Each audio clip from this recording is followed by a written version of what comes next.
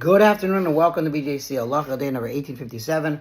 Halacha A Day keeps the Yetzer Hara away. I got my reading glasses on to see better. That's right. Dedicated in love and memory of Daniela Basavir Nashama Shem Aliyah. Sometimes we come across a halacha that's a little bit longer, and I have to admit, my Yetzer Hara is like, oh man, this one's kind of long. But you got to do it, my friends. Okay, we are continuing with the laws of Rosh Chodesh and the sanctification of the moon. And guess what? Today is Rosh Chodesh. So good Chodesh to everybody. Here we go. If the moon is visible at the beginning of the night, before you began the Marav prayer, and there is still time, i.e., there are still a few more nights in which to sanctify it. We already said you have until mid-month to sanctify the moon. You should say the Marav prayer first, and then sanctify the moon.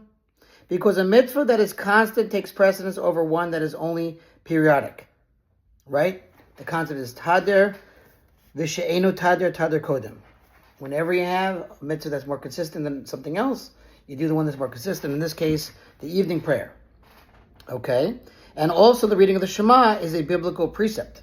Right? So the fact that you're saying the Shema in the middle of the evening prayer, so that's also a reason why you should say the Marav prayer and the Shema first. Says on the footnotes here, and thus it has precedence over sanctifying the moon, which is not biblically ordained. Interesting. Okay. If, however, there remains only 2 or 3 nights to the end of the period, since the time is short, it may happen that the moon will be covered by clouds.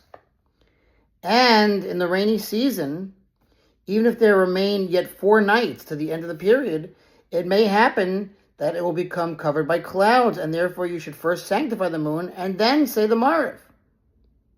Now, especially if you have late Marav options in more crowded cities, for sure. But I guess we're also talking about where you don't have that option. If the moon becomes visible at the time you are saying Kriyat Shema and its brachos and its blessings, and the time is so limited that before you complete the Shemona Esrei, the time of the sanctification will have passed.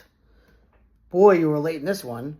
You may interrupt even in the middle of the blessings of the Kriyat Shema, or in the middle of Kriyat Shema, in order to sanctify it.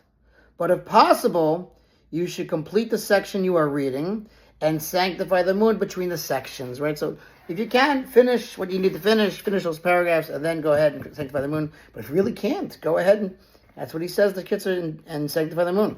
He says here, you may only say the blessing sanctifying the moon, but not the verses we are accustomed to say after the blessing. So we're not saying to say the whole Kiddush Savana, which is a couple pages, 3 pages, but just say the blessing. Okay, wasn't that an interesting halacha? Thanks for listening. Mwah! To sponsor future halacha. 36, 100 for the gold. Thanks so much. God bless. I'll see you tomorrow.